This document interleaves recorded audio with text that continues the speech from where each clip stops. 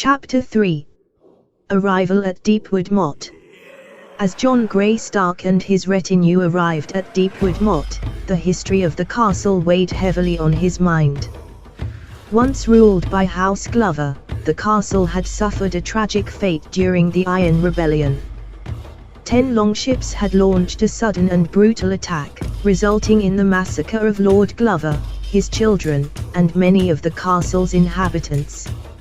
Lady Glover was taken as a salt wife, only to be found dead at the end of the rebellion. With House Glover wiped out, Deepwood Motte stood as a silent witness to the horrors of war. John felt a solemn reverence as he stepped into the castle, aware of the ghosts that lingered in its halls. The weight of history pressed down upon him as he surveyed the scarred walls and the remnants of a once proud house. With Castellan Roderick by his side, John vowed to honor the memory of House Glover and restore honor to Deepwood Motte. Though the castle bore the scars of its tragic past, John saw potential amidst the ruins. He envisioned a future where Deepwood Motte would once again thrive, a beacon of strength and resilience in the north. As he took his first steps as the new Lord of Deepwood Motte, John Greystock carried with him the weight of responsibility and the determination to build a better future. With Castellan Roderick's guidance and the support of his loyal retinue, he embarked on the arduous task of rebuilding and restoring the castle to its former glory. And though the road ahead would be fraught with challenges, John was ready to face them head-on, for he was John Greystock, the heir to House Greystock, and his journey had only just begun. History. An old but not particularly strong castle, Deepwood Motte is located in the Wolfswood at a wide, rounded hill with a flattened top. The castle's cavernous long hall sits atop the hill and has at one end a watchtower rising 50 feet higher, the tallest object this side of the northern mountains. Wooden steps lead to the bedchamber of the Master of Deepwood Motte, and the keep has an exterior stair. Below the hill is a bailey containing stables, paddock, smithy, well, and sheepfold. These are defended by deep ditches, a sloping earthen dike, and a log palisade. The kitchens are located in Deepwood's inner yard, and the castle also has a godswood and a cellar. Deepwood's mossy, wooden outer walls make an oval about the hill and are protected by wall walks. Gates located to the north and south each have 2 square wooden towers, with moss growing on the southern towers and palisade. Deepwood has at least 1 postern gate, located on the eastern side. East and west of Deepwood are fields of oat and barley. North of the castle Motte lie tidal flats leading to the Bay of Ice. Deepwood is 5 leagues south of the Bay of Ice and 100 leagues, 300 miles, northwest of Winterfell. Once a House Glover fortress, now all is in the hands of John Greystock. Standing atop a hill, John Greystock surveyed the scene before him with a mixture of awe and concern. Deepwood Motte lay spread out below, a testament to both the castle's former grandeur and its current state of disrepair.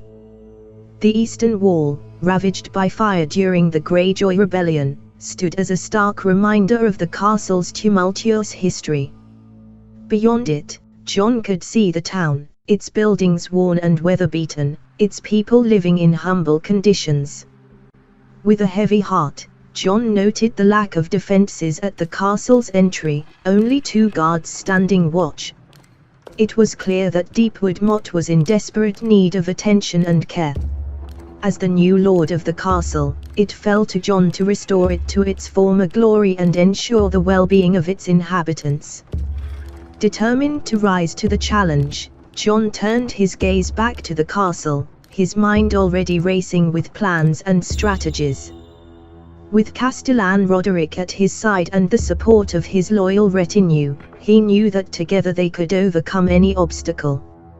As John Greystock made his way through the first section of Deepwood Motte, he couldn't help but notice the weary expressions etched on the faces of the people gathered to catch a glimpse of their new lord.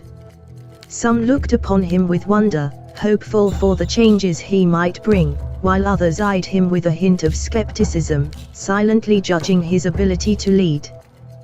The column of soldiers and supplies passing through the streets drew curious gazes and murmurs from the crowd. John sensed the weight of their scrutiny as he rode past, acutely aware of the responsibility that now rested upon his shoulders. Despite the mixed reactions, John remained steadfast, his determination unshaken. He knew that earning the trust and respect of his people would require more than just words. It would demand action and dedication. As John Greystock reached the wooden castle's inner courtyard, he was greeted by the current Castellan, a distant relative of the Glovers who had assumed the mantle after their tragic demise. The man was of ample girth, with chubby fingers and an arrogant expression that did little to instill confidence in John. Despite the warm welcome, John sensed an air of entitlement and superiority emanating from the Castellan. It was clear that he viewed John's arrival with a mixture of curiosity and disdain, perhaps seeing him as an unwelcome intruder in the affairs of Deepwood Motte. Nevertheless, John remained composed, extending a courteous greeting to the Castellan and expressing his gratitude for his stewardship of the castle in his absence. Though their encounter was brief, John resolved to keep a watchful eye on the Castellan, wary of any attempts to undermine his authority or the well-being of the castle and its people. With a polite nod, John turned his attention to the tasks that lay ahead, determined to assert his authority and establish himself as the rightful lord of Deepwood Motte. As he stepped further into the inner courtyard, he knew that the true test of his leadership had only just begun. After the old Castellan gave John a tour of the castle, huffing and puffing as he moved about, he instructed Roderick where to direct John's tired men to rest and gather the servants to unpack the supplies John had brought with him. Among the provisions were 1,000 golden dragons, 500 silver coins, barrels of potatoes, and a selection of arms including shields, swords, and leather armor. Additionally, there was a new sword for John, a symbol of his newfound responsibilities and leadership. As the servants busied themselves with unpacking the supplies, John felt a sense of satisfaction knowing that he had brought resources to help support the castle and its people. With Roderick's assistance, he began to formulate plans for allocating the funds and distributing the provisions to address the pressing needs of Deepwood Motte. As John settled into his temporary accommodations, hastily cleaned to accommodate his unexpected stay, he couldn't help but feel a pang of frustration at the oversight of the old Castellan. Despite his anticipation to delve into the affairs of Deepwood Motte, it seemed the castle was not quite prepared for his arrival. With a patient sigh, John gathered his composure and turned his attention to the matter at hand. He summoned the old Castellan and Roderick, instructing them to bring all pertinent documents and records to the guest room where they would conduct their meeting. As the three gathered around a makeshift table, illuminated by flickering candlelight, John listened intently as the Castellan began to explain the current situation of the moat. Despite the initial setback, John remained focused, absorbing every detail and asking insightful questions to better understand the challenges and opportunities that lay ahead. As the old Castellan detailed the dire situation of Deepwood Motte, John's frustration simmered beneath the surface. The coffers were empty, depleted by the harsh winter that had only recently passed.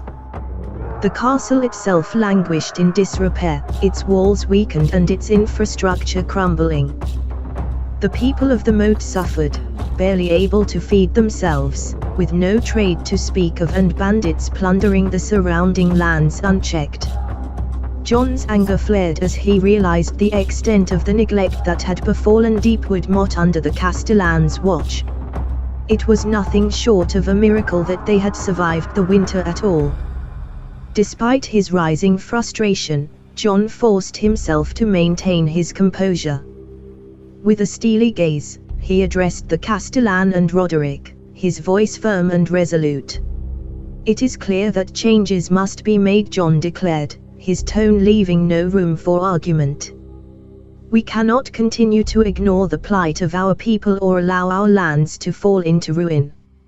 It is time for action. Turning to Roderick, John outlined a plan to address the most pressing issues facing Deepwood Motte. From bolstering defenses against bandit raids to seeking out new trade opportunities, every aspect of the castle's management would be scrutinized and improved upon. As John and Roderick discussed plans to repair Deepwood Motte and address the bandit threat, John's patience wore thin with the former castellan.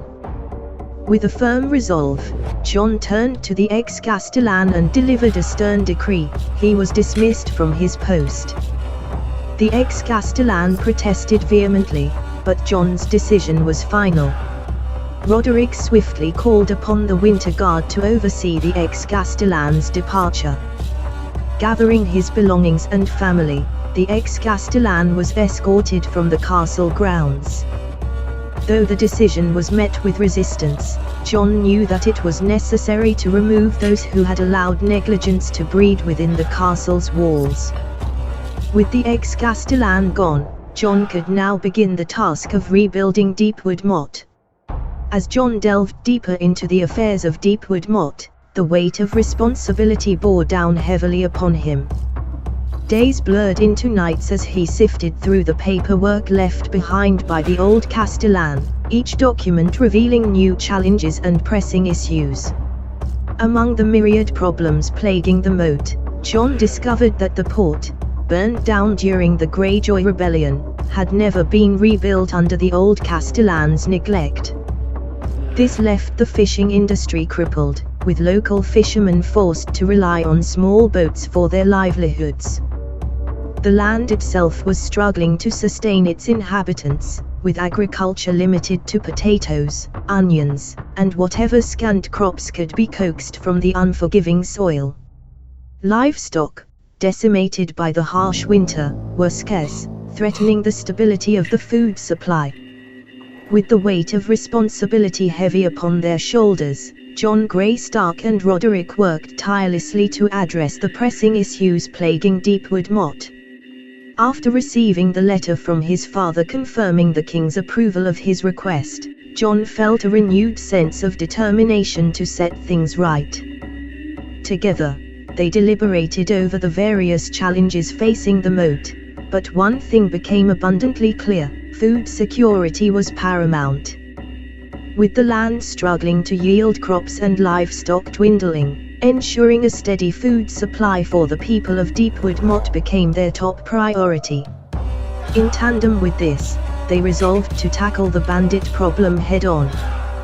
The safety and security of the castle and its inhabitants were non-negotiable, and the presence of lawless brigands posed a direct threat to that security. With a shared vision and a unified purpose, John and Roderick began to implement their plan of action. Resources were allocated towards agricultural revitalization efforts, with measures put in place to incentivize and support local farmers. At the same time, patrols were organized to root out and confront the bandits that preyed upon the surrounding lands. With the roads somewhat secured and a semblance of order restored, John wasted no time in taking further steps to revitalize Deepwood Motte.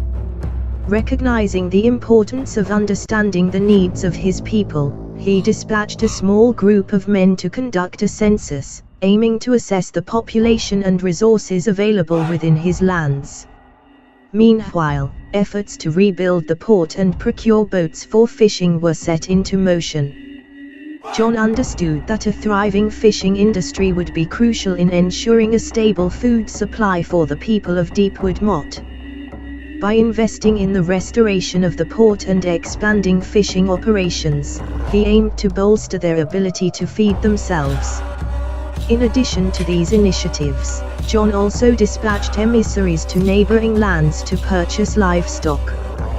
Cows, sheep, pigs, and chickens were sought after to establish new farms and replenish the herds lost during the harsh winter. By diversifying their agricultural endeavors and introducing new livestock, John hoped to strengthen the resilience of Deepwood Motte against future hardships.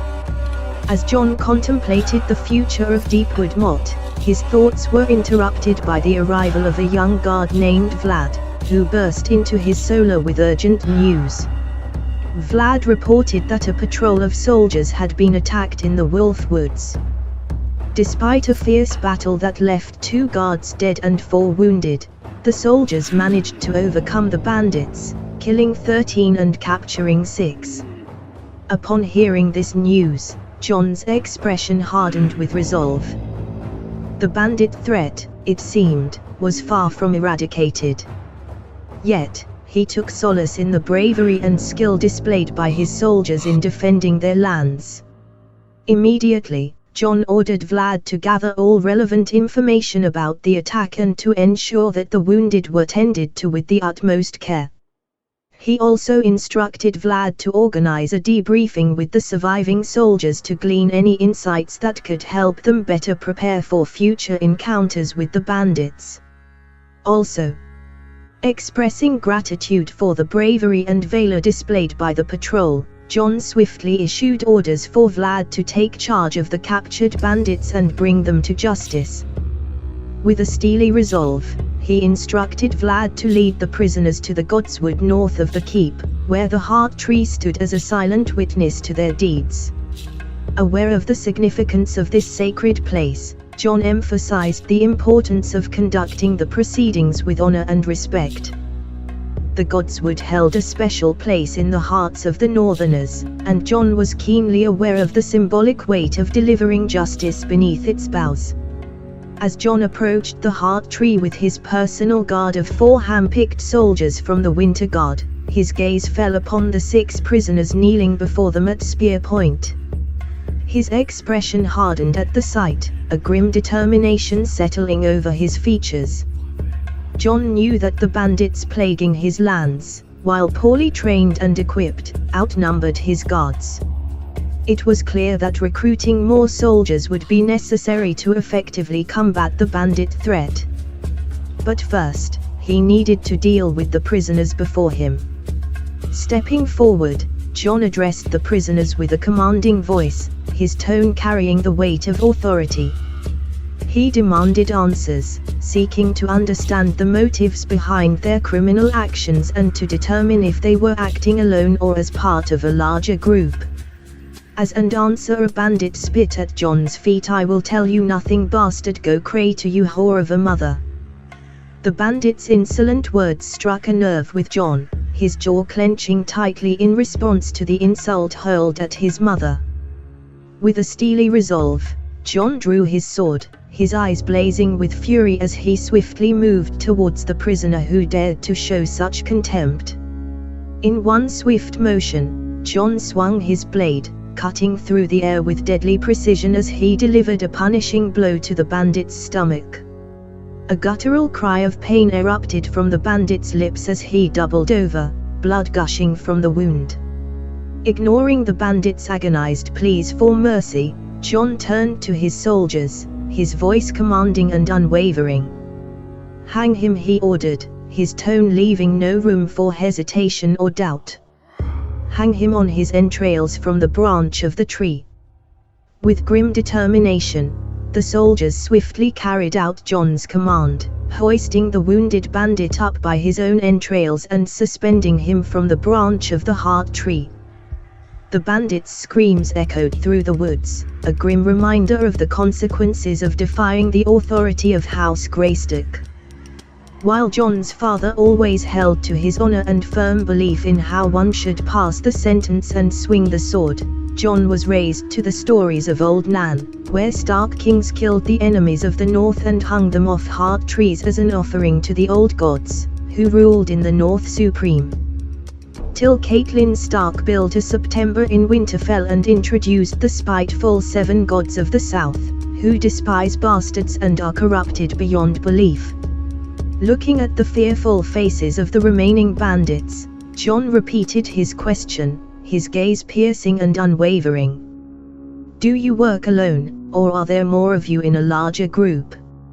Seeing that none of them were willing to answer, John's expression hardened. Without hesitation, he swiftly dealt out punishment to 2 more bandits, severing their stomachs with a decisive stroke. "Hang them alongside their companion," he ordered, his voice commanding and resolute.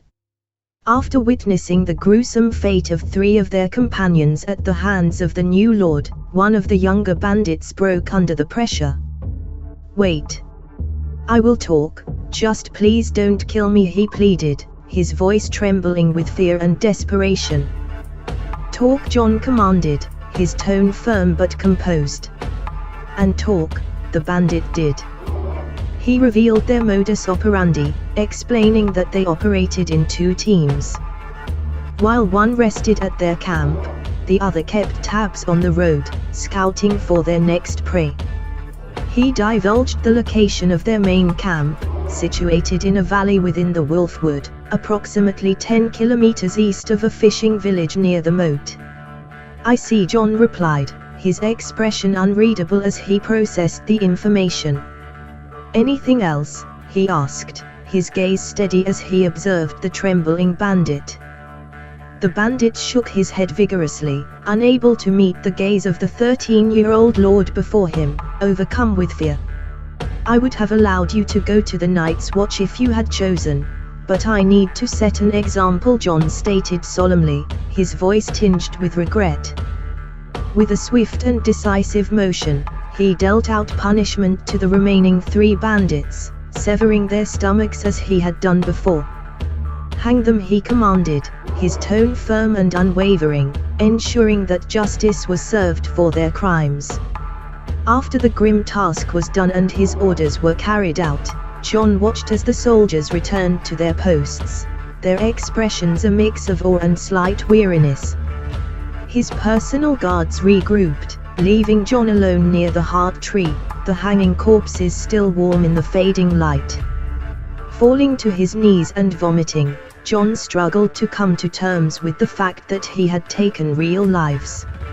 After a moment, he felt a strange sensation, a humming sound emanating from the forest around him. It was a haunting, plaintive melody that seemed to pierce the silence. When he looked towards the heart tree, he was shocked to see a sight that left him speechless. The tree was shedding tears of blood. After the shocking sight, John rose to his feet, shaken but resolute. He gathered his guards and silently made his way back to the castle, the image of the bleeding heart tree etched into his mind. Once inside, he sought solace in a hot bath, the warmth soothing his body as he sighed.